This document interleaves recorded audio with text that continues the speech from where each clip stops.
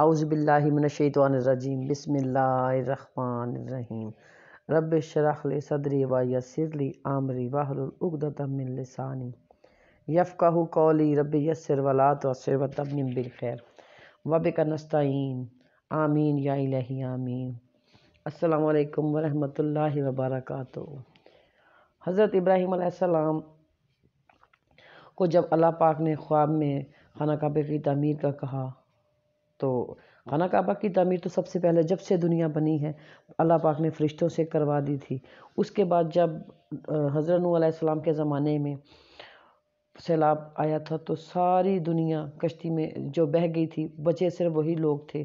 جو کشتی میں بچے تھے۔ تو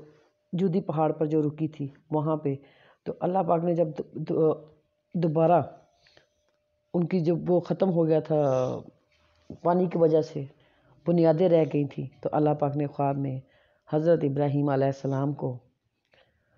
وحی کی کہ خانہ کعبہ تعمیر کریں۔ تو انہوں نے اپنے بیٹے حضرت اسماعیل علیہ السلام کے ساتھ خانہ کعبہ کی تعمیر کی اور دعا کی کہ ربنا تقبل، اے میرے رب قبول فرما، منا ہم سے یہ جو ہم کام کر رہے ہیں، انکا انت السمیع العلیم، بے شک تو ہی سننے اور جاننے والا ہے۔ اور اس تقریباً 2000 سال سے بھی زیادہ پہلے حضرت ابراہیم علیہ السلام نے اللہ سے دعا کی تھی جب خانہ کعبہ بنایا تو کہ ربنا، اے میرے رب، وابعث بھیج فیہم انہی میں سے رسول منہم یتلو علیہم آیاتہ کہ جو ان پر تیری آیاتیں تلاوت فرمائے، وَيُعَلِّمُهُمُ الْكِتَابَ وَالْحِکْمَةَ اور تیری حکمت سکھائے، آیات بتائے کتاب میں سے اور حکمت سکھائے، وَيُزَکِّیہم تاکہ ان کا نفس پاک ہو، اِنَّکَ أَنْتَ الْعَزِیزُ الْحَکِیم، بے شک تو ہی غالب حکمت والا ہے۔ اللہ کریم نے حضرت ابراہیم علیہ السلام کو دیکھیں 2000 سال پہلے انہوں نے دعا کی تھی نبی کریم صلی اللہ علیہ وآلہ وسلم کے لیے، تو اس کے بعد قبول ہوئی تھی۔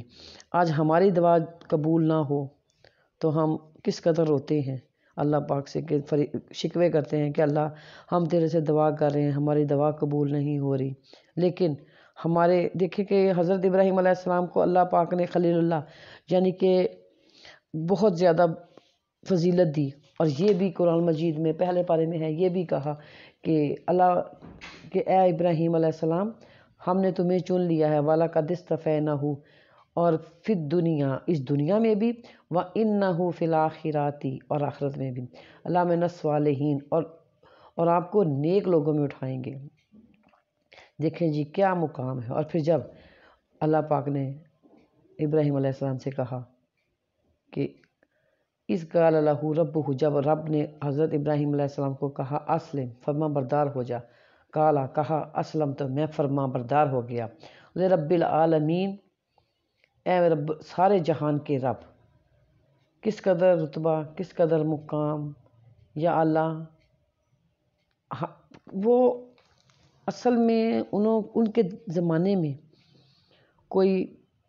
بتانے والا نہیں تھا، کوئی تبلیغ کرنے والا نہیں تھا۔ انہوں نے حضرت ابراہیم علیہ السلام نے اللہ کو پہچانا تھا نیچر سے۔ اے میرے اللہ کریم، جس طرح حضرت ابراہیم علیہ السلام اپنے دین پر یکسو تھے،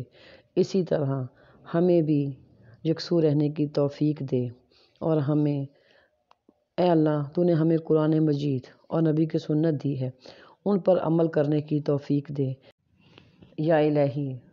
تو قرآن مجید کے احکامات پر ہمیں قائم رہنے کی توفیق دے، آمین یا الہی آمین۔